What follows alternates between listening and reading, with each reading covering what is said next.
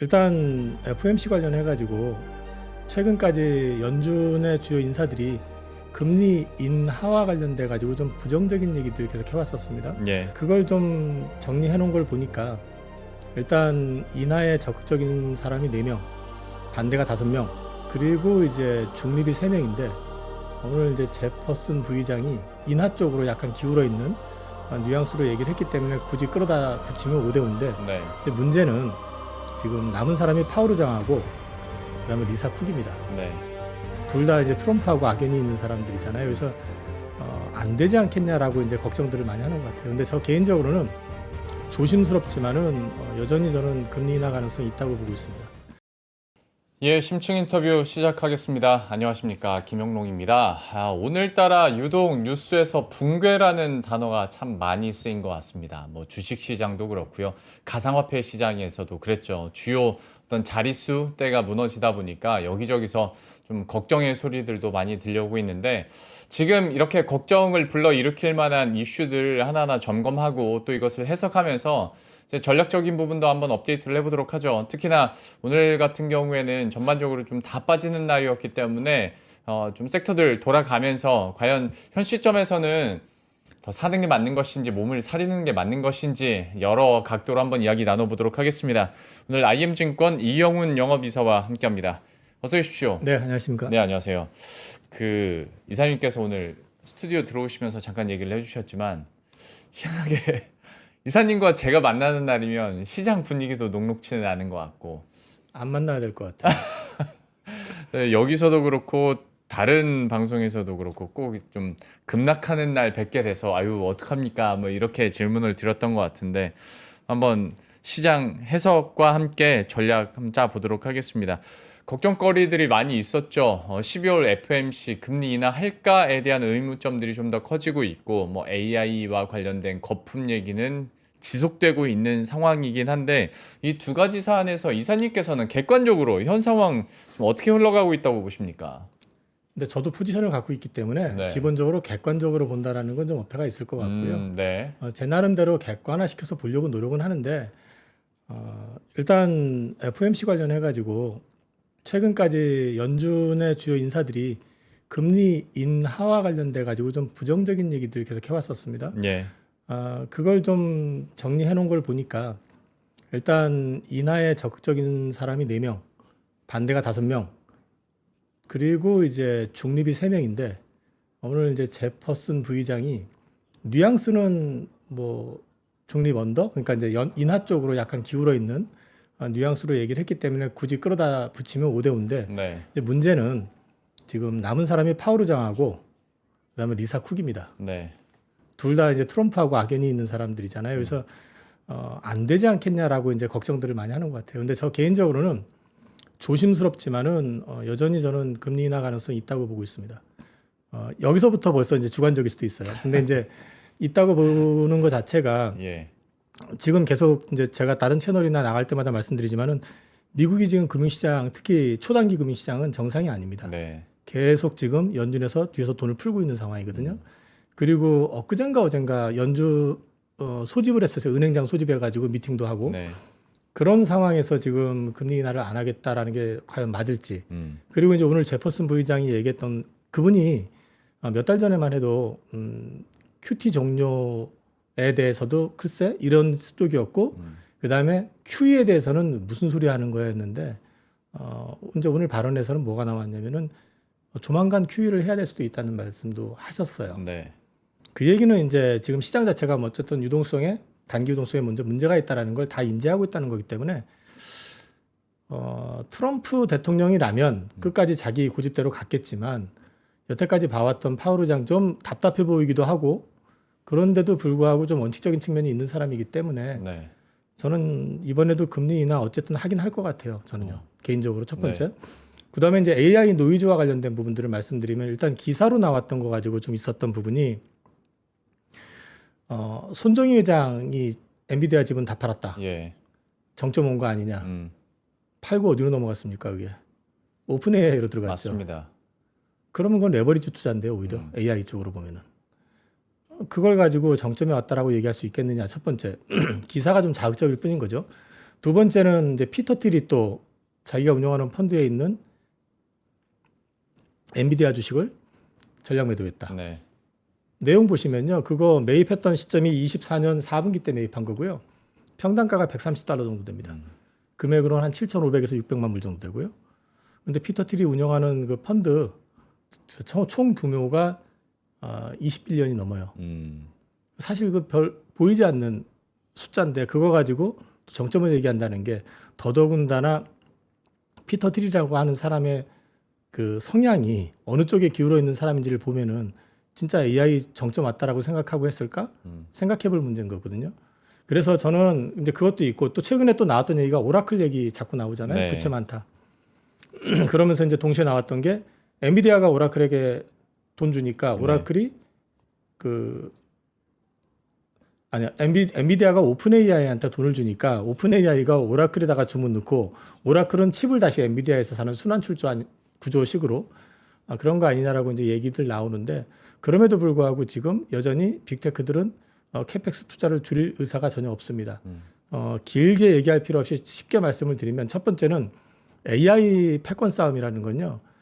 과거에 닷컴 열풍은 그런 게 없었는데 여기에는 국가 패권주의하고 또 맞물려 있는 게 있어요. 그러니까 미국과 중국 간에 글로벌 패권을 장악하기 위한 지금 다툼입니다. 첫 번째는. 예. 두 번째는 AI 쪽 업체들 가운데서 시장을 지금 리드하고 있는 주도 업체가 없습니다. 여전히 도토리 키재기식으로 캐펙스 투자 늘리면서 싸우고 있고요. 네. 인풋은 과열이라고 얘기를 하는데 아웃풋이 아직 덜 나오고 있는 상황이죠. 그래서 이런 부분들을 놓고 종합을 해서 말씀을 드리면 자 소위 말해서 시장을 지배하는 지도자가 안 나온 상황에 또 미국이 주도해가지고 사실상 지금 이번 AI는 미국이 주도해서 가는 그 싸움이거든요. 예. 국가가 직접 주도한다고 말씀을 드릴 수 있는 거는 그 스타게이트 프로젝트도 마찬가지지만 지금 AI 때문에 전력난 얘기 나오니까 트럼프 행정부에서 집중적으로 지금 푸시하고 있는 거는 결국 원전하고 또 LNG잖아요. 네. 특히 원전 쪽 같은 경우는 굉장히 정부 차원에서 집중적으로 각종 규제 다 해체시켜버리고 최대한 빨리 짓게끔 수를 이제 계속 지금 정부에서 지금 액션을 가하고 있는데 이 모든 게 결국은 국가가 개입이 돼서 진행이 된다는 거죠. 이런 걸 놓고 봤을 때 저는 지금의 상황에서 이게 쉽게 고점이라고 얘기할 수 있을까? 그리고 또 한 가지는 빅세븐이 다 돈을 엄청 벌고 있어요. 네. 엄청 벌고 있는 회사에서 투자를 하는데 최근에 이제 우려하고 있는 게 채권을 많이 발행했다. 그거는 사실은 이제 신용등급 간 스프레드 있잖아요. 네. 그 소위 말해서 일반 정상 등급의 회사채하고 지금 그 국채하고 네. 신용급 차이, 스프레드 차이가 별로 안 나거든요. 한마디로 이자율이 쌀 때 지금 일단은 자금을 끌어가지고 자금을 운용을 하는 거고 극단적으로 지금 자금이 모자르면은 소위 말해서 주주환원 정책 이런 걸 안 할 건데 그건 그대로 하면서 가는 거거든요. 지금. 예. 그래서 지금 상황에서 자본에 또 뭐 한계가 왔다 이렇게 얘기하는 것도 한계가 있다. 다만 많이 올랐다 첫 번째. 네. 그리고 오랜 시간 올랐기 때문에 다들 눈치 보고 있는 상황에서 조금만 이상한 신호만 나오면은 거기에 좀 발작하는 것 같고 앞서 말씀드렸던 단기 유동성 시장의 어떤 문제 이런 것들이 파생해 가지고 그 JP 모건의 회장이 말씀하셨던 것처럼 바퀴벌레들이 여기서 스물스물 좀 나오고 있잖아요. 그러니까 소위 말해서 뭐 사기 대출도 얘기가 있었고 또 이번에 학자금 대출 연체율이 또 뭐 굉장히 많이 올라갔다 시작해가지고 여러 가지 얘기들이 나오다 보니까 그런 것들 때문에 사실은 시장이 경계감을 가지고 조금 조정을 받는 그런 구간인 것 같아요.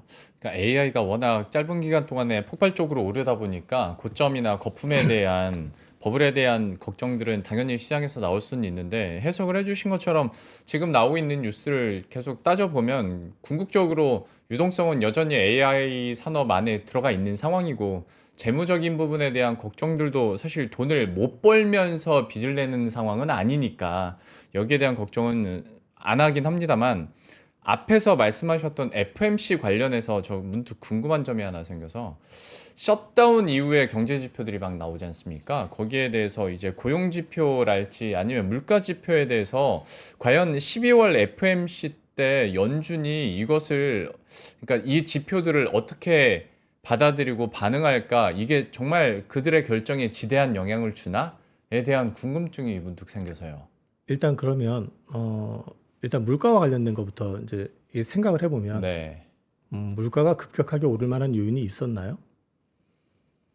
셧다운 기간을 돌아본다 그러면 자 유가 그 다음에 사실 관세가 붙어가지고 인상하는 것도 사실 정치대 안 됐었던 시점이었었고요. 사실은 지금 물가와 관련된 노이즈는 제가 볼 때는 지금 당장 나올 상황은 아니에요. 네. 물론 시간이 지나면서 나오긴 하겠지만 두 번째는 이 고용과 관련된 부분 안 보이니까 얘기를 네. 하고 있는데 오늘 지금 주간 신규 실업 신청 건수 굉장히 많이 는 걸로 나온 것 같더라고요. 22만 건이 넘는 것 같은데 그리고 또 지금 대량 해고를 예고하고 통지해주는 그 건수 역시도 굉장히 많이 늘어나고 있고요. 네. 그다음에 정부 셧다운 되게 되면 거기서도 당연히 해고는 또 늘어났을 거고 고용과 관련된 부분들은 어쨌든 노이즈가 있을 가능성이 높다라는 게 지금 간접적으로 보여지고 있습니다. 다만 그렇게 강조했었던 데이터 디펜던트를 강조했었던 연준인데 볼 게 없잖아요 지금. 네. 그것 때문에 우리가 이거는 못 해주겠어라고 얘기할 정도로 지금 단기자금 시장이라든지 이런 시장 자체가 편안하냐를 놓고 봤을 때 저는 그렇게 편안해 보이지는 않거든요. 그리고 그 파월 의장이 안 해줄 것 같이 했었으면서도 결국 가가지고 어떤 문제가 봉착이 되면은 파월 의장 가만히 보시면은 했었어요 결국에는. 그랬기 때문에 이번에 그리고 이제 거의 파월 의장 임기가 이제 거의 막판이잖아요. 네. 어차피 이번에 안 하더라도 다음번에 하게 될 테고 또 12월 1일부로 QT가 종료가 된다고 그랬잖아요. 그것들을 하나하나 엮어서 보게 되면은 분명히 뭔가가 문제가 있으니까 QT도 종료하는 거거든요 지금. 근데 이런 것들이 지금 그대로 그냥 그 겉으로 드러나서 말해주는. 근데 저는 또 한편으로 그런 생각도 하거든요. 이건 제가 뇌피셜이긴 하지만 시장에다 금리나 시그널을 줘버리면 시장이 여기서 더 발끈해가지고 과열을 일으켜버리게 되면은 나중에 그걸 더 감당하기가 쉽지 않을 수도 있다라고 생각할 수도 있을 것 같아요. 예. 저는 지금 톤다운하는 게 전략적으로도 맞다고 생각을 하고요. 그래서 개인적으로는 제가 뭐 맞추기 위해서 출연해가지고 얘기하는 건 아니고 어쨌든 제 생각을 말씀드리는 거니까 저는 이번에도 금리 인하할 가능성이 있다. 다만 지난번처럼 매파적으로 할 것 같다. 그 정도 생각하고 있습니다. 예. FMC에 대한 불확실성들 그리고 AI에 대해서 또 이사님께서 잘 설명을 해주셨고 듣다 보니까 또 생각나는 건 우리가 이렇게 불안불안하다고 해도 미국의 투자은행들은 오히려 지난 어제였나요? 뭐 엔비디아에 대해서는 목표 주가 상향하는 리포트들도 막 계속 나왔으니까 여기에 대해서는 걱정은 어느 정도는 가름하고 한번 넘어가도록 할 텐데 일단 근데 오프닝에서 말씀드린 것처럼 주식 시장도 그렇고 가상화폐 시장에서 낙폭이 꽤 세게 나왔지 않습니까? 그리고 어떤 주요 선이 무너지다 보니까 이제 막 여기저기서 제목이 다 붕괴 이렇게 나오긴 했는데 낙폭이 큰 건 사실입니다. 왜 이렇게 좀 민감하게 크게 반응할까에 대해서는 이걸 어떻게 해석해야겠습니까? 지금은 전 자산이 다 급하게 많이 올라 있는 상황이고요. 그다음에 이제 수급적인 측면에서 보면은 암호화폐 같은 경우는 그 숨은 고래들, 오래된 고래들이 네. 지금 물건을 내놓고 뭐 그 시장에서 은퇴한다는 얘기들이 이제 기사화되고 있잖아요. 그런 수급적인 이슈들이 나오게 되면 거기도 지금 레버리지가 많이 지금 또 작용을 그렇죠. 하고 있기 때문에 네. 요즘은 오를 때도 급하게 오르지만 빠질 때도 굉장히 급하게 빠르지는 게 그 레버리지 때문이거든요. 그래서 그런 것들 감안해서 놓고 본다 그러면 어떻게 보면은 지금 가장 많이 올라있던 쪽에서 노이즈가 생긴 거고, 사실 지금 암호화폐 같은 경우는 이번에 또 이제 유동성 이슈, 단기 유동성 이슈 나올 때부터 주춤거리기 시작했거든요. 네. 가장 먼저 자극을 받은 것 같고요. 그리고 이제 뭐 금이라든지 이런 것도 역시 마찬가지로 고점에서 흔들리고 있잖아요, 지금. 그런 상황이기 때문에 자연스러운 흐름으로 보일 수 있는 것 같은데 큰 그림에서 저는 이제 어떻게 생각을 하고 있냐면은 제가 지금 우리 시장을 보면서 미장하고 같이 볼 때 일단 저는 12월 둘째 주까지는 증시가 막힐 것 같다는 말씀을 드렸었어요. 네. 하단이 얼마라고 얘기는 안 했는데 네. 일단 상단은 막힐 것 같다. 그 말씀을 드렸던 게 일단은 큰 수익이 나게 되면은 한국이나 미국이나 그 주요 펀드들이 부클로징을 합니다. 네. 그럼 차익 실현을 하게 되는 물량들이 많이 나오게 되거든요. 그럼 그 물량들에 의해 가지고 매물 압박을 당연히 받게 될 거고요. 그럼 많이 올라가지고 경계감을 받고 있는 시점에서 매물이 쏟아지기 시작하면 이유도 모르는데 옆에서 팔기 시작하면 나도 모르게 추동을 하게 되거든요. 예. 뭐 오늘 같은 경우도 지수 많이 빠졌잖아요, 우리. 장중에 여기저기서 왜 빠지냐고 물어보는 문의가 굉장히 많이 왔어요. 근데 네. 그게 고객이 연락이 온 게 아니라 여의도 쪽. 아, 아무도 모르는 거예요. 그러니까 내가 더 모르는 불안. 뭔가 있나 지금 싶어가지고. 더 불안한 거예요. 그러니까 더 불안하니까 여기저기 물어보는데 아무도 몰라. 그러니까 한 친구는 이게 이유를 모르고 빠지는 게 더 무서운 거다. 예. 그리고 팔고 나서 그때부터 갑자기 스탠스가 확 바뀌는 거예요. 왜? 자기 액션을 취했기 때문에 네. 장 되게 어려울 것 같아. 합리화시켜요. 자기 합리를 하는 거죠. 네. 그러니까 이제 그게 무슨 말씀을 드리는 거냐면 시장이 나도 모르게 휩쓸리기 마련이에요. 그래서 지금은 사실은 얼마까지 빠질지 이것도 예전 같으면 어느 정도 선을 가지고 얘기하는데 레버리지 투자 때문에 이게 올라도 격하게 오르고요. 예. 빠져도 격하게 빠지기 때문에 단적으로 말씀드릴 수는 없지만 그냥 한 가지 제가 그냥 심플하게 단순화시켜서 말씀을 드리고 싶은 거는 생각해 보면 지금 요즘 반도체 좋다고 그러잖아요. 오늘 네. 많이 빠졌는데 자, 우리나라 그 반도체 칩이 갑자기 전략 자산이 됐잖아요. 네. 이거 지금 만들 수 있는 나라가 없어요. 그리고 우리나라조차도 쇼티지 났으니까 빨리 만들어줘 한다고 해서 만들 수 있는 게 아니에요. 투자가 안 돼 있기 때문에. 근데 지금 가만히 보시면 삼성전자나 SK 하이닉스나 그 캐펙스 투자 늘리는데 네. 그렇게 공격적이지 않아요. 특히 레거시 쪽은. 그거는 한번 당해봤잖아요. 2017년, 18년 사이클에서 소위 말해서 빅테크한테 한번 당해봤기 때문에 네. 이번엔 더 신중할 수밖에 없어요. 그리고 레거시 같은 경우는 기술적으로 맨날 얘기하는 게 그잖아요. 중국이 따라온다. 중국을 의식 안 할 수가 없거든요. 대대적으로 투자를 했는데 중국에서 같이 맞불을 놔가지고 거기서 왕창 해버리게 되면 단가 싸움에서 또 우리가 안 될 거 아니에요. 네. 그러니까 이제 이런 부분들까지 놓고 봤었을 때는 의외로 이게 매출하고 수익이 짱짱할 가능성이 높아 보이거든요. 저는요. 그래서 지금 빠지는 거는 단기적으로 힘들 수 있어요. 왜? 지나온 시간을 돌이켜 보면은 삼성전자 올라갈 때 저렇게 올라갈 줄 몰랐잖아요. 그렇기 때문에 빠지는 것도 어쩌면은 우리가 생각하는 것보다 힘들게 빠질 수도 있다고 생각을 해요. 그래도 그 빠지는 폭이라는 게 내년 실적, 내후년 실적이 개런티가 된다고 그러면 제한이 될 것 같아요.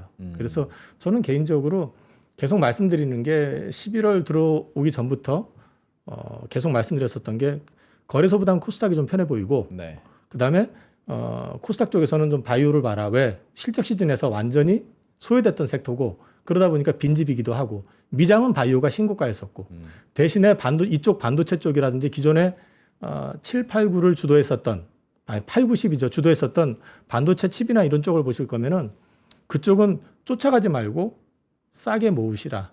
그런 전략으로 보시는 게 어떨까. 왜냐하면 돌이켜 보면은요. 지금 9만 원대 삼성전자가 지금 오늘 9만 7천 얼마까지 떨어졌는데요. 이 11만 원 넘어갔었잖아요. 네. 불과 한 2, 3주 전만 해도 야, 나 여기서 샀어야 되는데 다들 그런 생각 안 했었나요? 실제로 제 고객들도 그러시고 그런 분들 많거든요, 주변에.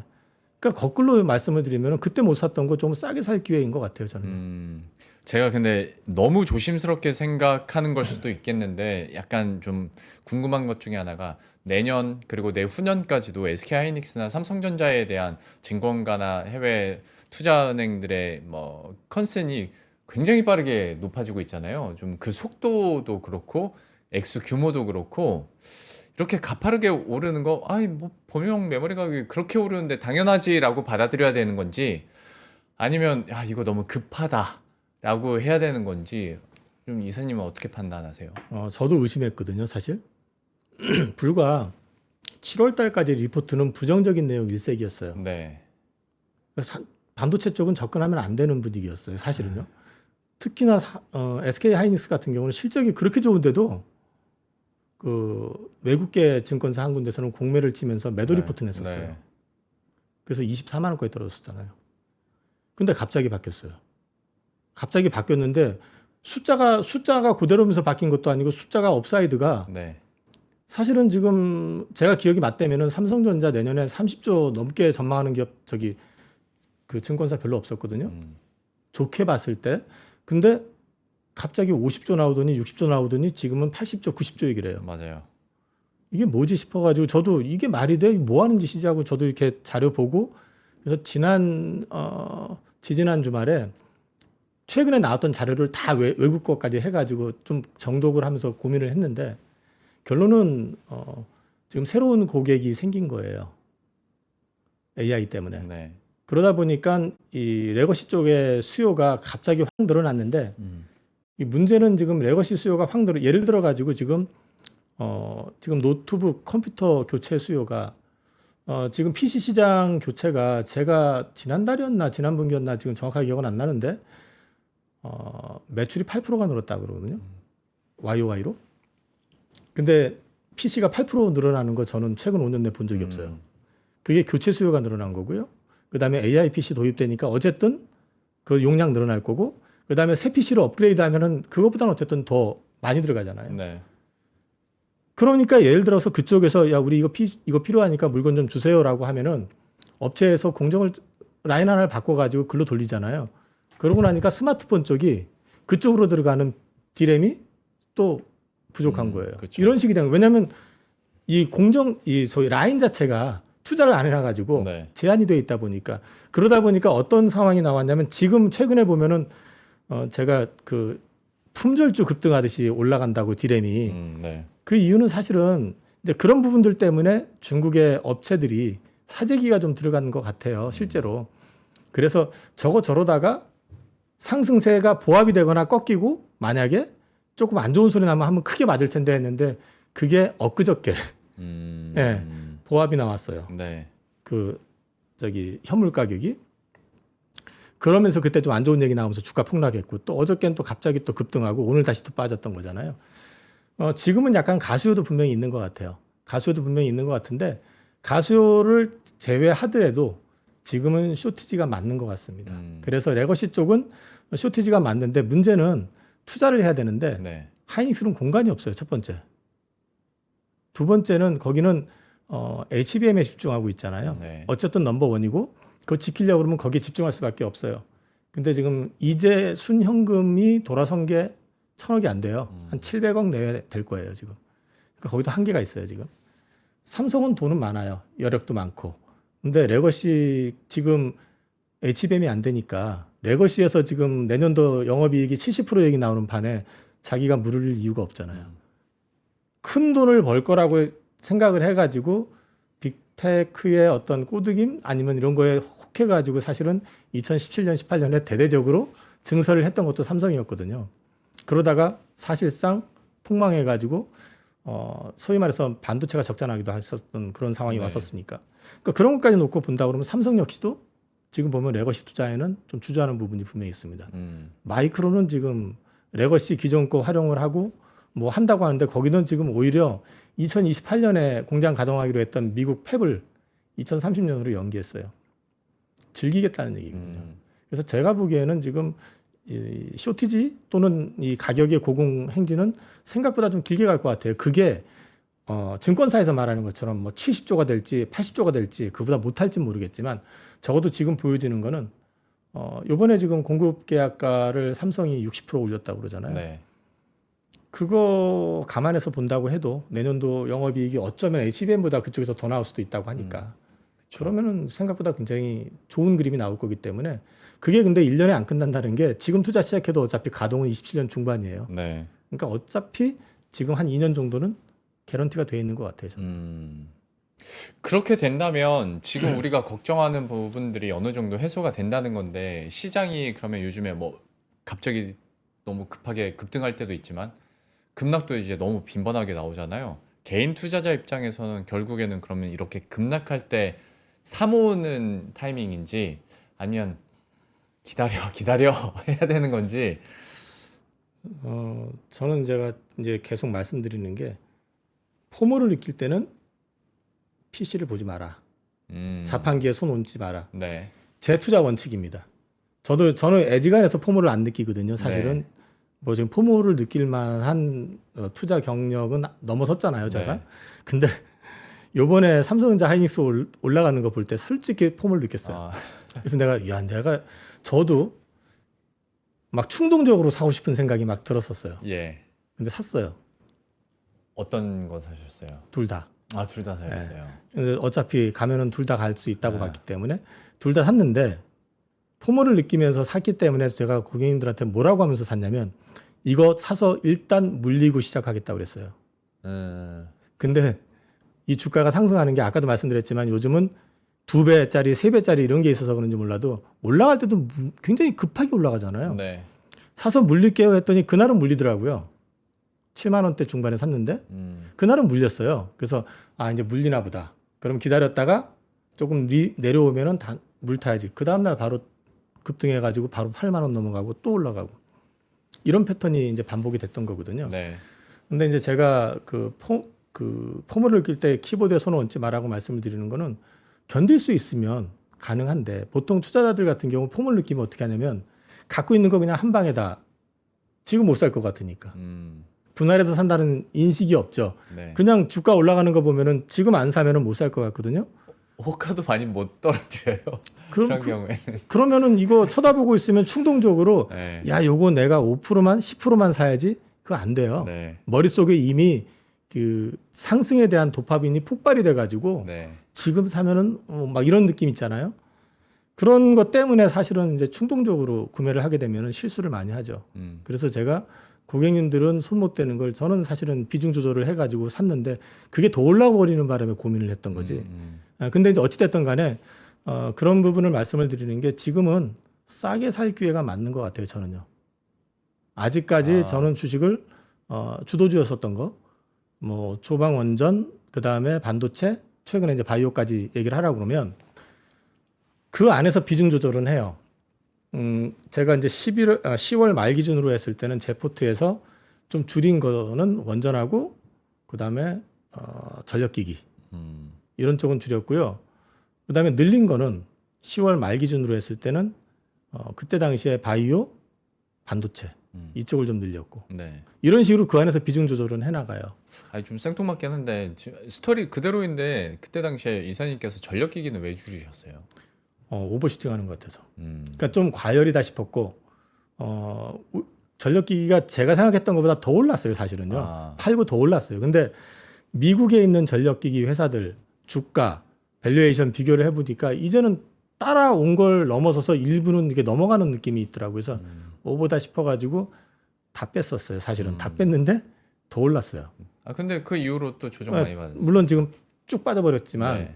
그러니까 제가 말씀드리는 거는 그러면 제가 이제 팔고 나서 쳐다보는데 더 올라가네 쫓아가서 사면 진짜 고점에 물리는 그렇죠. 거거든요. 네. 네, 그런 것들을 조심하셔야 되기 때문에 지금 시장을 좀 한 발 물러서서 보시면서 지금 주도주가 뭐가 될 건지 보시고 그거 타겟할 만한 종목들을 골라 놓으신 다음에 지금은 좀 싸게 모아가면은 저는 나쁘진 않을 것 같아요. 근데 포모를 느낀다면 하지 말라면서요. 포물을 느끼면 하지 말라고 말씀을 드렸지만 네. 내가 사고 싶은 종목들은 리스트업이 돼 있어야지 투자를 하지 보고서 저거 간해하고 사는 거야말로 진짜 포문 거죠. 충동 구매는 하지 마시라는 얘기죠. 준비가 돼 있다면. 네, 저는 그래서 예를 들어서 조선주 하면은 제가 보는 종목이 정해져 있어요. 예. 방산도 마찬가지고 방산 뭐 큰 거가 5개인가요? 맞나? 그 현대, 에어로, LIG, 로템, 한화씨 5개잖아요. 그 중에서 사실은 좀 방산에서 보는 건 2개 내지 3개예요. 다 안 봐요. 그러니까 딱 압축해놓고 그것들만 추적을 하고 그것들만 자료 모으고 그것들만 살타임 잡아가는 이런 식으로 해왔었어요. 그동안에. 네. 지금은 지금은 방산을 확 줄여버렸지만 그런 식으로 이제 투자를 해왔기 때문에 저는 이제 말씀드리고 싶은 거는 내가 갖고 싶은 주식, 그러니까 올라가는 거 막 흥분해서 보지 마시고 객관화 시켜가지고 어떤 종목들이 이 시장을 좀 끌고 갈 수 있는 회사들인지 정리해 놓으시고 그것들을 갖다가 내가 사고 싶은 가격이 있으면 정해놓고 거기까지 안 온다 하면은 어떻게 분할해서 들어갈지도 고민해 보시고 그런 식으로 접근을 해보시면 그게 어려울 것 같죠. 해보면 쉽습니다. 근데 처음에는 사람이 좀 작아 보이기도 해요. 왜요? 1억을 갖고 있는데 네. 제가 이제 저 같은 경우는 포트 분산을 하기 때문에 사실은 뭐 한 종목에 많이 산다고 해서 1억 포트 계좌에 한 뭐 5천만 원어치 이렇게는 안 사거든요. 네. 어차피 한 섹터를 사게 된다고 하면 많이 사면은 3분의 1 정도 사요. 그러니까 이제 그걸 3분의 1을 사는데 한 방에 사는 게 아니라 그것도 역시 바닥일 땐 그냥 사요. 근데 많이 올라 있으면 분할해야 되잖아요. 그렇죠. 그러면은 사람이 좀 작아 보여요. 주문할 때 제가 생각해도. 원래 그렇게 하는 거죠 뭐. 그러니까 작아 보이는데 처음에 제 고객님들이 저랑 오래 하신 분들은 익숙한데 이제 새로 네. 이렇게 소개받고 이렇게 오신 분들은 이게 뭐 하는 거지 이제. 왜 이렇게 찔끔찔끔하냐고. 알겠습니다. 일단 지금 상황에서 사느냐 마느냐 떨어질 때 매수 버튼을 누르냐의 기준은 확실히 얘기를 해주셨으니까 여러분들의 어떤 심리적인 부분과 그다음에 얼마나 준비가 됐는지에 대해서도 한번 점검을 하시길 바라겠는데 앞에서 얘기해 주시다가 잠깐 지나가면서 지금 근데 코스피 거래소보다는 코스닥이 좀 더 쉽겠다라고 얘기를 해주셨는데 그거는 이유가 뭔가요?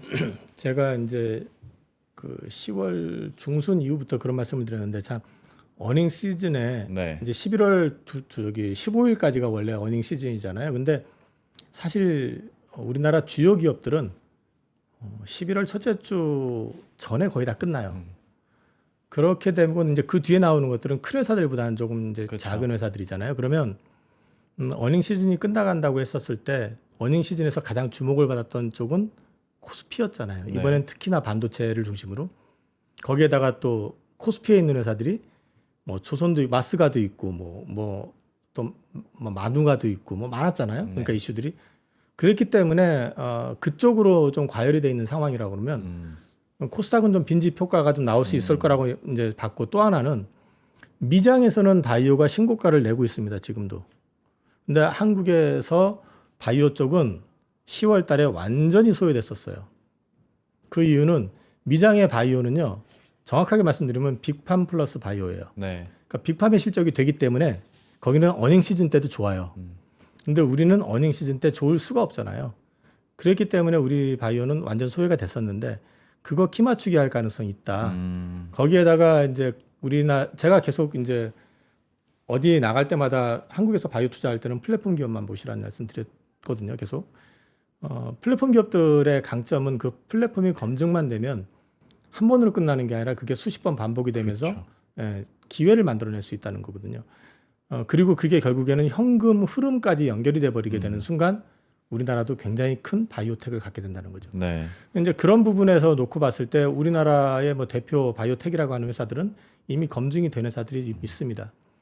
글로벌 빅팜하고 이제 한 군데랑 한 게 아니라 여러 군데를 통해 가지고 이 기술적 검증을 받고 알테오젠 같은 경우는 이제 SC제형 실제로 매출이 나오고 있기 때문에 내년 1분기부터는 로열티를 받는 거거든요. 그러니까 마일스톤을 먼저 받고 네. 다 소진되면 로열티를 받는 거지만 어쨌든 그게 매출로 잡히니까 이런 그림을 그려가고 있는 회사들이 우리나라의 바이오텍에 생각보다 많아요. 근데 그 회사들의 내용을 면면을 보시면 일반 제약회사라든지 일반 그 신약을 개발하고 있는 회사 쪽보다는 플랫폼 기업들이 압도적으로 많고 또 퍼포먼스가 좋습니다. 그래서 저는 이제 그쪽으로 많이 관심을 가져보실 필요가 있다. 그리고 오너들이 네. 연내 에러에 대해서 얘기를 했었던 회사들이 있어요. 예. 근데 그 회사들이 한 번도 에러를 안 했던 회사면 믿을 수가 없잖아요. 근데 이미 글로벌 빅팜하고 했던 회사들이면 검증이 된 플랫폼이라면 당연히 나올 수 있다고 봤던 거거든요. 예. 그게 이제 에이비엘 바이오가 먼저 3조 8천억짜리 일라이릴리하고 계약을 했죠. 그리고 그 다음 날인가 다음 날 바로 또 그 일라이릴리가 뭐 큰 금액은 아니지만 그 지분 투자가 들어왔고 그러다 보니까 플랫폼 기업의 가치가 다시 부각이 되면서 경험이 있는 라이센스 아웃을 해봤던 경험이 있는 회사들 주가 퍼포먼스가 굉장히 강했고 상대적으로 경험은 없어도 가능성이 있어 싶은 플랫폼 기업 역시도 굉장히 강한 흐름을 보여줬었거든요. 네. 그런 그림들은 저는 이제 여기에 하나 덧붙이면 12월 8일 날 알테오젠이 거래소 이전 그 주총을 소집했거든요. 네. 당연히 통과되겠죠. 그러면 주총이 통과가 되면은 어떤 정해진 절차에 의해 가지고 코스닥에서 폐지가 되고 거래소로 들어가게 될 텐데 거래소의 패시브 자금하고 코스닥의 패시브 자금은 규모가 다릅니다. 좀 그냥 옛날 말로 보면은 뭐 용의 꼬리보다는 닭의 머리가 되려 하지만 이 시장을 놓고 얘기하면은 용의 꼬리가 100배 좋습니다. 근데 알테오젠은 지금 시총이 30조 수준이거든요. 그렇게 되면 이거 시가총액 상위 50위권에 바로 들어가요. 네. 그러면 거기에 패시브 자금 굉장히 커질 거거든요. 그렇죠. 그러면 이쪽에서 눌려 있었던 부분들이 플러스 될 가능성이 있고요. 또 라이센스 아웃도 뭐 회사에서는 계속 얘기를 하니까 그 다음에 또 한 가지 보셔야 되는 게 그 큰 게 빠지고 나면 2등 시총이 10조대예요. 두 개 있어요. 2차전지. ABL 바이오도 시총 10조 왔는데 이번에 빠져가지고 어떻게 됐는지 모르겠지만 그 셋이 지금 1, 2, 3등인데 첫 번째는 알테오젠이 빠지게 되면은 이 코스닥 시장에서 바이오텍의 비중이 막 확 줄어버려요. 그러면은 과거 경험상 셀트리온 헬스케어가 빠지고 난 다음에 그 자리를 사실 알테오젠이 채웠거든요. 네. 물론 알테오젠의 그 라이센스 아웃이라든지 퍼포먼스가 좋았던 것도 있지만 마찬가지로 지금 현재 그 코스닥에 있는 바이오텍 가운데서 그 역할을 대신해 줄 기업이 드러날 거다. 그러면 그쪽이 또 시가총액을 채워 나갈 거고, 그 다음에 시가총액 상위 주식 20위권에 있는 회사들 역시 마찬가지로 빠지게 되면은 또 그 코스닥 쪽에 그 소위 인덱스 펀드들 같은 경우는 채워가는 과정이 있기 때문에 자연스럽게 볼륨을 좀 키워갈 가능성이 있다. 저는 그렇게 보고 있습니다. 그래서 거래소보다는 코스닥이 여전히 편하다라는 말씀을 11월 달에 계속 드리고 있는 겁니다. 코스닥에 뭐 바이오만 있는 건 아니니까 2차 전지에 대해서는 그럼 의견 어떻게 갖고 계세요? 2차 전지 같은 경우는 오늘 뭐 주가 급락을 하긴 했는데 최근에 보시면 리튬 가격 많이 올라왔어요. 네. 그리고 내년도에 리튬 관련해 가지고 성장률이 30% 정도 이제 소모량이 늘어날 거다라고 이제 전망을 하고 있고, 그리고 또 나오고 있는 게 최근에 이제 ESS 관련해 가지고 우리나라 업체들이 뭐 테슬라를 위시해 가지고 이제 그 계약건이라든지 이런 것들이 소위 말해서 셀 업체들한테서도 나오고 있지만 네. 양치 업체도 지금 하나 최근에 3조 8천억짜리가 됐잖아요. LG가 지금 테슬라랑 된 게 아니라 이제 테슬라로 들어가는 그 일본 회사 파나소닉 네. 그쪽으로 지금 이제 추정을 하고 있는데 그쪽으로 되고 있는 상황인데, 이 얘기는 이제 일단은 이사전지 같은 경우는 분명한 거는 바닥은 찍은 건 맞는 것 같습니다. 근데 이제 여기에 밸류에이션에 대한 부담은 분명히 있거든요. 그에 반해서 지금 이제 핵심 광물 이슈라든지 ESS 그 이슈를 가지고 주가의 하단은 굉장히 견고하게 가져갈 가능성이 있어 보여요. 그래서 저는 모든 게 다 좋다라기보다는 사실 이제 2차 전지도 약간은 좀 이렇게 무리지어서 움직이는 패턴이 있긴 하지만 모든 게 다 해피할 쪽보다는 저는 핵심 광물하고 ESS하고 좀 연관이 되어 있는 회사들, 그런 쪽으로 되어 있는 쪽은 관심을 가져보셔도 나쁘지 않을 것 같다. 그렇게 말씀드리고 있습니다. 코스닥과 바이오 2차 전지 얘기를 해주셨으니 앞에서 말씀드린 것처럼 굳이 조심스러워서 질문을 하나만 더 얹자면, 앞에서 우리가 어떤 금리 인하에 대한 불확실성 얘기를 했잖아요.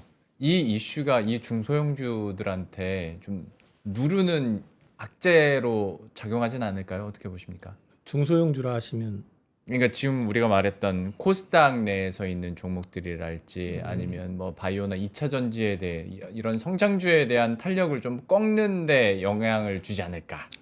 금리를 만약에 인하하지 않는다면 단기적으로는 좀 충격 줄 수도 있겠죠. 근데 저는 충격 준다 하더라도 결국 가가지고 내년 넘어가게 되면 이사 수 자체가 구성이 바뀝니다. 그리고 지금 분위기상으로 봤을 땐 트럼프 행정부에서는 연준 그 의장을 당연히 자기 입맛에 그렇죠. 맞는 사람 또 지명할 거고, 예. 어떤 식이든 저는 금리와 관련된 부분들은 풀어나갈 거라고 저는 보고 있기 때문에 단기적인 노이즈가 될 수는 있다고 생각을 하고 있고요.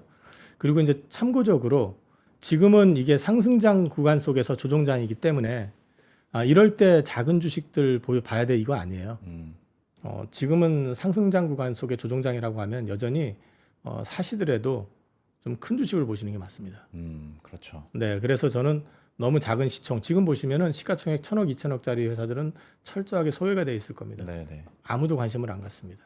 그 전엔가 여기서 얘기는 안 했던 것 같은데 다른 데서 말씀을 드렸던 게 있는데, 그게 뭐냐면 우리 시각에서 봤을 때 우리나라의 초거대 회사들 있잖아요. 네. 외국인들 시각에서 봤을 때 그럴까요? 초대형주가 될까요, 그게? 안 되겠죠. 뭐 5트릴리언 달러짜리 회사가 출연하는 판국에 네. 안 되거든요, 사실은. 그러면 거꾸로 우리나라에서 시가총액 1,000억, 2,000억, 3,000억 하는 회사들 외국인들이 알 수 있을까요? 모르죠. 모르잖아요. 네. 그러면 지금 외국인들하고 국내 기관 투자가들이 어쨌든 주도해서 움직이는 장이라고 한다면은 그쪽 그런 걸 다 감안을 해서 보시는 게 맞을 것 같아요, 저는. 그래서 저는 이제 말씀을 드리는 게 코스닥 같은 경우는 그래도 시총 1조 근처에는 있어야 되지 않겠느냐. 네네. 그 정도 되는 회사, 코스닥이든 거래소든 네. 그게 좀 상대적으로 나을 것 같다. 오케이. 말씀드리겠습니다. 알겠습니다. 그리고 또 뉴스와 관련해서 전략적인 부분 하나 여쭤보자면, 이제 이재명 대통령이 지금 아프리카와 또 중동 국가 순방을 시작을 했지 않습니까? 이 뉴스가 나오면서 이제 또 방산에 대해서 관심을 많이 갖고 계신데, 앞에서도 잠깐 언제는 주셨습니다만 방산주에 대해서 더 나가서 원전까지도 합한다면 지금 구간에서의 전략은 좀 어떻게 보고 계세요? 원전주 주가 눌리는 거는 AI가 눌리니까 당연히 눌리는 거고요. 이거는 지금 조금 비슷한 궤적을 그리지 않을까 싶어요. 그러니까 전체적으로 시장이 좀 안정되고 돌아서는 모습을 보일 때 또는 한국장 내에서의 원전이라고 하면은 뭔가 확실한 퍼포먼스를 보여줄 때 네. 그거는 이제 수주 뭐 예를 들어서 SMR 관련된 거든 아니면은 이제 그 대형 원전이 됐든 간에 그런 부분들이 보여지는 시점이 나온다 그러면 그때부터 좀 움직임이 있을 것 같고요. 그 다음에 그 방산 같은 경우는 지금 우크라이나 전쟁 안 끝났잖아요. 네. 근데 언제는 끝난다고 겁먹고 맨날 빠지더니 여전히 지속되고 있는데 지금 빠지고 있잖아요. 예. 근데 이제 사실 원전도 그렇고 방산도 그렇고 아니 원전보다는 방산하고 조선 같은 경우가 특히 이번에 반도체 열풍 불어가지고 삼성 하이닉스 주가 급등할 때 수급을 많이 뺏겼어요. 네. 많이 뺏긴 게 돌아오질 않고 있어요, 사실은요. 그런 측면이 좀 있어 보이고요. 여전히 방산 시장 나쁠 수가 없습니다. 뭐 지금 트럼프가 구상하는 월드를 생각해 보면 그렇죠. 어차피 우리 손으로 지켜야 된다라는 그 자주국방의 니즈는 더 커질 수밖에 없고요. 네. 그런 것들 종합해서 놓고 본다 그러면은 방산주가 여기서 그냥 무너진다고 저는 생각은 안 해요. 근데 저는 바닥권 근처에 온 것 같기는 한데 확 돌아설 만한 모멘텀이 당장에는 보이지 않습니다. 그래서 조금 시각을 조금 길게 긴 호흡을 가지고 좀 보실 필요는 있을 것 같고 방산주 다 줄였는데 저는 한 종목은 늘렸어요. 근데 이제 그거는 내년 이후에 계획되어 있는 것들 내용들을 보고 이제 그 종목을 늘렸는데 죄송한 거는 제가 이제 증권사 직원이기 때문에 종목 얘기 못 해요. 그래서 네. 이제 종목명은 말씀 못 드리지만 그거는 내년도 이후에 제가 이제 주목하고 있는 거는 우리 방산이 미국에 직접 진출이 가능하냐 여부입니다. 방산이 미국에 직접 그러면 어떤 분야예요? 방산 안에서도 많잖아요. 그걸 얘기하면 안 될 것 같아서 종목명이 아. 너무 보이니까 그래서 조심스러워서 제가 그렇게 말씀을 종목명이 드리는데 너무 보여요. 그걸로 힌트 삼겠습니다. 네, 그러시면 대충 아실 것 같아요. 예. 그래서 이제 전 미국 진출과 관련돼 있는 것들이 여러 개 있기는 있는데 네. 그 가운데서 가장 확률적으로 근접해 보이는 게 뭐냐? 그건 각 개인이 공부를 해보시면서 판단해 보실 필요가 있을 것 같아요. 알겠습니다. 뭔지 알 것 같습니다. 네. 종목명에 있다고 했으니까. 네, 조심스럽습니다. 네, 저도 조심스럽게 여기까지만 하겠습니다. 그러면 이거 하나만 더 여쭤보고 전체 포트폴리오 전략도 한번 마지막으로 여쭤볼 텐데요. 로봇 있잖아요, 로봇. 이쪽도 뉴스도 있고 엔비디아도 삼성전자와 뭐 협력한다고 하고. 근데 이제 이게 로봇도 바이오만큼이나 투자를 하려고 하면 투자 시계열도 좀 달라질 수도 있고 로봇 안에서 어느 정도 선까지를 보느냐에 따라서 종목 선택도 많이 달라질 것 같아서 로봇 투자는 이거 어떻게 해야 됩니까? 사실은 로봇은 아까 뭐 바이오하고 마찬가지라고 했는데 바이오하고 또 다릅니다. 우리나라 지금 바이오의 주도주들은 네. 검증이 된 것들이거든요. 예. 검증이 됐고 앞으로 수년 내에 현금 흐름이 굉장히 크게 나올 회사들이 많습니다. 근데 이제 로봇 같은 경우는 사실은 핵심 부품이라고 해야 되나요? 뭐 액추에이터 관련된 회사들 이런 것들 제외하고는 퍼포먼스 보여주는 게 별로 없어요. 네. 뭐 그렇다고 우리가 로봇 주식 본다고 해서 또 일반화되어 있는 로봇 뭐 그런 건 아니잖아요. 네. 뭐 저기 청소 로봇 뭐 이런 거를 보는 게 아니라 지금은 주로 휴머노이드 쪽으로 많이 보잖아요. 어쨌든. 그러니까 AI 스토리 끝에는 로봇이 있을 테니까 뭐 그런 거죠. 네, 그런 맥락으로 이제 지금 움직이고 있기 때문에 그런 맥락에서 본다 그러면 사실 우리나라가 그쪽에서 선두권은 아니에요. 네. 뒤져 있는 나라이기 때문에 저는 국장보다는 미장을 보시라고 말씀드리고 있고, 근데 오늘 기사 말씀하신 것처럼 이제 그 레인보우 로보틱스겠죠. 삼성이랑 협업을 한다고 하니까 그 얘기가 나온다 그러면 당연히 우리는 투자 대상이 어느 정도는 좀 가려지지 않을까 싶어요. 왜냐하면 지금 사실은 그런 구체화되어 있는 그 휴머노이드 로봇 관련해 가지고 구체적으로 우리나라 기업들 가운데서 뭔가 보여준 기업이 없어요. 맞아요. 보스턴 다이너믹스는 우리나라 기업 아닙니다. 대주주가 이제 현대차일 뿐인 거지. 그러니까 사실 우리나라 국적을 가지고 있는 기업 가운데서는 이제 퍼포먼스를 기대하고 있는 거는 어쨌든 지금 삼성 쪽하고 같이 한다고 하니까 그런 쪽으로 오히려 보신다면은 보수적이기도 하고 또 근거가 있을 것 같아요. 그러니까 왜냐하면 제가 그 휴머노이드 관련된 거 좀 스터디하다 보니까 그 세종 공장 네.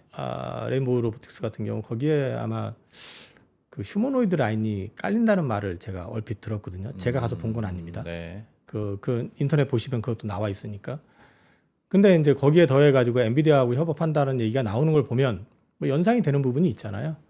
그리고 또 우리가 그러니까 로봇 쪽으로 잘 생각은 안 하지만 로봇 투자에 적극적인 AI 기업이 하나 있습니다. 그건 좀 등치가 크니까 회사명을 말씀을 드리면 네이버입니다. 아, 네이버.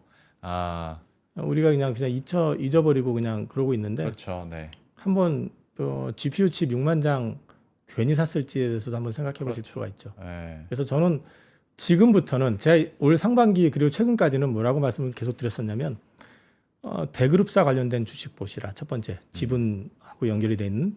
두 번째는 핵심 부품을 생산하는 회사. 그 이제 로봇손이라든지 아니면 뭐 그러니까 로봇손도 결국 액추에이터니까 네. 액추에이터 관련된 주식 기업으로 보시라 이제 말씀을 드렸었는데 지금부터는 조금은 약간 좀 다르게 봐도 되지 않을까? 알겠습니다. 로봇에 대해서까지 또 상세하게 설명을 해 주셨으니까 그러면 각 산업들이나 혹은 섹터별로 질문은 이 정도로 마무리 짓고 사실 저도 생각지 못한 질문이긴 한데 질문지에 있어서 이사님께서 공개를 해주시나 싶어서 여쭤봅니다. 포트폴리오 지금 구성과 현금과 주식 비중도 말씀을 해주실 수가 있어요 지금? 어차피 제 고객님들 개개인들마다 성향이 다르기 때문에 네. 지금도 오늘도 통화했는데 100% 주식 바이오만 갖고 계신 분도 계신데 아니 수익 많이 났어요. 근데 네. 이제 그 제가 평균적으로 직접 그 현금 관리를 해드리는 분들 같은 경우는 지금 미니멈 30% 정도는 현금이 있습니다. 미니멈 30% 정도 현금이 있고요. 그 다음에 이제 포트폴리오에는 조선주 큰 애들 있고요. 네. 뭐 대충 큰 애 있고요. 네네. 그 다음에 이제 방산주 아까 말씀드렸던 미국. 이제 그 다음에 지금 원자력하고 사실은 전력기기는 좀 다 뺐고 네. 원전주는 좀 비중을 줄여놓은 상태이기 때문에 큰 비중이 없고 바이오가 좀 많고요 지금 사실은. 그 다음에 반도체. 그리고 제가 좀 지겨우실 수도 있는데 현대차 그룹. 예. 그렇게 지금 포트 구성에 있습니다. 근데 미니멈 현금 30%랬잖아요. 그러니까 평균적으로는 더 많이 갖고 있다는 건데 현금을. 아니요, 미니멈이라는 게 현재 기준으로 했을 때 네. 아마 한 30% 정도씩은 갖고 있는 것 같고요. 네. 이거가 원래 조금 더 적었었는데 네. 종목 한두 개를 최근에 정리하면서 조금 늘어나고. 최근에 좀 실현을 하셔서. 네, 정리를 아니, 하면서. 제가 생각했던 것보다 현금 비중이 높아서. 저는 장 안 좋을 때 현금 비중 50% 넘어갈 때도 많아요. 그 전체 고객이. 근데 저는 아직까지 그렇게 늘리고 싶은 생각은 없어요. 이거는 그냥 전혀 상관없는 건데 고객들이 뭐라고 안 합니까? 현금 비중 계속 높고 안 사면? 네, 뭐라고 하시는 분들도 계시고 못 견뎌 하시는 분들도 그럴 것 계신데 같은데요. 네. 시간 좀 지나시면 왜 그러는지 다 이해하세요. 그리고 저는 이제 나중에 결과적으로 봤을 때 제가 이제 늘 강조하는 게 고수익만 보잖아요. 이른바 막 주가 엄청나게 수익 나는 것만 기대하고. 근데 사실 지금 최근까지 올라왔을 때 올해 들어와서 큰 수익 보신 분들 많으신가요?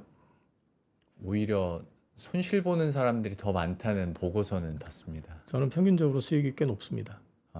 그래요. 근데 현금 비중이 지금 30% 있어요. 음. 그렇다고 해서 이거 방송이니까만 나와서 얘기하는 거 아니에요. 이거 방송 어차피 제 고객님들도 보실 테니까 평균적으로 그래요. 그게 포트폴리오 전략이고 저는 단기 매매 잘 안 한다고 말씀드렸잖아요. 그래서 우리 앵커님하고도 다른 방송에서도 얘기했지만 저는 조선주, 방산주, 원전주, 전력기기주 계속 끌고 왔었던 거거든요. 예. 여기에 더해가지고 바이오도 끌고 왔었고 현대차도 사실은 현대차는 20년도 4월, 5월 달에 현대차 우선주 사가지고 지금까지 끌고 온 고객들도 있고 계속 끌고 오고 있는 것들이기 때문에 저는 이렇게 막 샀다 팔았다 하는 패턴은 아니라서 지금 올해 같은 경우는 사실은 막 매매하고 그러는 것보다는 가지고 가는 게 훨씬 유리했었잖아요. 그랬기 때문에 좀 그 덕을 좀 본 것 같아요.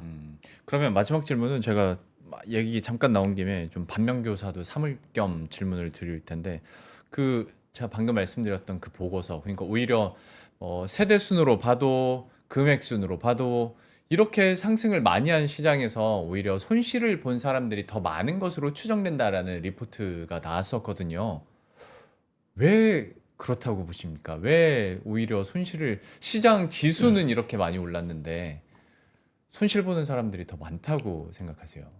제가 조선주 처음에 추천을 할 때가 한 3년 전쯤인데요. 그때부터 욕을 계속 먹었었어요. 왜요? 주식이 뭔지도 모르는 놈이 투자한다고. 왜요? 조선주 한 번 물리면은 대를 이어서 정말 상속해야 되는 주식인데. 우리가 뭐 한 13, 14년 전에 네, 그래 왔었죠. 크게 되었으니까. 근데 그때도 저는 현업에 있었고요. 그거 초창기 때부터 현업에 있었고 그거보다 훨씬 전에부터 현업에 있었기 때문에 그 얘기 들으면서 저도 살짝 발끈하긴 했지만 참았어요. 근데 그런 패턴들이 어떻게 나오냐면요. 원전주에서도 나왔고요. 네. 원선주 많이 오른 거 지금 이제 거의 비중 다 많이 줄여놨으니까 그 투산에너빌리티 같은 경우도 제가 처음 얘기했을 때 2만 원대에서 이걸 추천한다고 했었어요. 그것도 추천도 아니었었어요. 수급 특이한 종목이다 해서 작년에 4,800만 주를 외국인이 샀다. 17,000원에서 24,000원까지. 왜 샀을까? 한번 공부해 보시면 좋겠다. 이런 쪽으로 얘기했는데도 그런데도 악플이 붙더라고요. 근데 이제 제가 드리고 싶은 말씀은 뭐냐면 그럴 때 사실 사놨었으면 누리는데요. 언제 사시느냐면 대체적으로 조바심이 날 때. 네. 반짝반짝반짝 하면서 이제 막 신문에 막 도배가 되고. 에? 그 말씀하신 그 포모죠, 그러면 그게. 네. 그때 사시니까 물리는 거예요. 근데 물리면은 아니다 싶으면 팔아야 되는데 물리면 또 안 팔아요. 장기 투자하신다 그러고. 장기 투자하고 잠긴 투자하고는 달라요. 냉정하게 구분하셔야 되거든요. 이건 네. 진짜 저도 제가 제일 잘하는 거 제가 고객님 탓에 처음 만났을 때 얘기하는 게 내가 뭘 잘한다 이런 얘기하는 게 아니고요. 손절 잘한다고 말씀드립니다. 저는 딱 사가지고 이거 내 투자 판단 내 아이디어하고 다르다 그러면 바로 손절을 해버려요. 그거 뭐 물론 그날 바로 파는 건 별로 없지만 네. 샀는데 뭐 한 일주일, 2주일 지나봤는데 이거 내가 생각했던 거하고 다른 방향이야. 그럼 바로 손절해버립니다. 그게 왜 필요하냐면 리스크 관리가 가장 중요하거든요. 주식에서는 큰 수익 내는 것보다 손실을 관리하는 게 수익을 꾸준히 가져갈 수 있는 길이에요. 그러니까 사실 개인 투자자들이 제일 못하는 게 손절인데 그래서 전문가에게 맡기는 것도 크다고 봅니다. 저는 그거 지금 이 방송 보고 계실지 모르겠는데 제가 사원 말 시절쯤에 예. 한 분한테 조언 아니면 좀 혼이 났다고 해야 되나요? 저를 저녁에 부르시더라고요. 그리고 술을 사주시더라고요. 술을 먹이시더니 딱 일어나가지고 너는 종목은 되게 잘 봐. 되게 잘 골라. 잘 사. 넌 문제가 뭔지 알아? 파는 게 문제야. 주식은 팔았을 때 내 돈이 되는 거고 팔아서 수익을 실현해야지 내 거가 되는 건데 네. 너는 사기만 했지 팔 줄을 몰라. 아. 그래서 너는 그게 문제야 라고 말씀하시고 돈 빼서 가셨어요. 아. 근데 그게 지금 머릿속에 각인이 돼 있잖아요. 그게 왜 저는 그런 말씀 드리면 감정이 상하는 게 아니라 충격을 받아가지고 계속 저를 돌아보고 또 돌아보고 막 이런 짓을 많이 하거든요. 그러면서 저도 손절 어려워요. 돈이잖아요. 근데 고객 돈을 가지고 손절을 바로 쳐버리는 건 고객도 동의해야 되지만 쉽지 않으니까 증권회사 직원들 할 수 있을 때 제 거 가지고 손절 연습하는 거예요. 해봤어요, 실제로. 그리고 나서 이게 더 맞다 싶으니까 제가 고객들한테 확산시켜 나가기 시작한 거죠. 증권사 직원들이 주식이 가능해졌던 건 그렇게 오래되지는 않았어요. 근데 그 전에는 그 증권저축 뭐 이런 걸 통해 가지고 조그맣씩 할 수 있는 게 있었기 때문에 큰 돈이 아니었기 때문에 가능했을 수도 있어요. 근데 연습을 하다 보면 익숙해집니다. 그리고 이게 돈이라는 거는 내 수중에서 내가 돈을 찾았을 때 돈이잖아요. 팔았을 때 돈이 아니에요. 돈을 빼서 내가 가지고 있을 때가 돈인 거죠. 네. 그 얘기는 그 계좌 안에 있을 때는 내가 이걸 어떻게 리스크 관리를 해가면서 불려나갈지에 대한 고민을 해야지 빠졌기 때문에 못 팔아 하는 순간 그냥 잠겨버린다는 거죠. 근데 좋은 주식은 또 회복이라도 되는데요. 그렇지 않은 회사들이 있잖아요. 잘 모르는 회사들. 네. 이거는 영원히 잠긴다고요, 사실은. 그럼 투자가 아닌 거죠. 그래서 저는 제가 잘한다는 게 아니라 조심스럽지만 제가 오랜 경험을 통해서 고객님한테 제가 지적받은 거 거의 한 20여 년 만에 제가 모처럼 말씀을 드리는 건데 저는 그게 제 그 뇌리에 굉장히 큰 충격이었었어요. 지적해 주신 부분에 대해서 아마 고민하시는 분들이 현재 시점에서 많을 것 같습니다. 근데 손절에 대해서도 다시 한번 또 강조를 해 주셨으니까 좀 의아하기도 하고 슬프기도 하더라고요. 지수 때는 이렇게 레벨업이 됐는데 오히려 손실 본 개인 투자자들이 더 많다고 하니까 그 이유가 뭘까? 이사님께서는 이제 손절 사원에 대한 중요도 또 얘기를 해주셨으니까 오늘 전반적인 뭐 산업이나 섹터에 대한 가격 전략이나 투자 전략뿐만 아니라 어떤 포트폴리오를 관리하는 데에서도 좀 어느 정도 힌트를 받아가셨으면 하는 바람이고요. 이사님과는 여기서 이제 마무리 짓고 인사드리도록 하겠습니다. IM증권 이영훈 영업이사와 함께했습니다. 오늘 말씀 고맙습니다. 네, 고맙습니다. 하버드 대학교의 수업 현장이 위스덤 칼리지에서 재현됩니다. In fact, let's give a microphone back here. Both of you stand up, because we want to discuss this. So, can you stand up also? All right. See if you can persuade. 소름 돋는 통찰, 끝없는 기립박수, 이 놀라운 순간을 만들어가는 건 바로 위스덤 칼리지와 당신입니다. 가끔가다 한 번씩 진행되는 특강이냐고요? 아니요. 2026년도부터 각 분야 최고의 전문가 17명의 꿈같은 강의가 계속 이어집니다. 당신의 삶을 바꿀 기회, 지금 최저 등록금 기간 위스덤 칼리지 2026 학년도에 입학 등록하세요.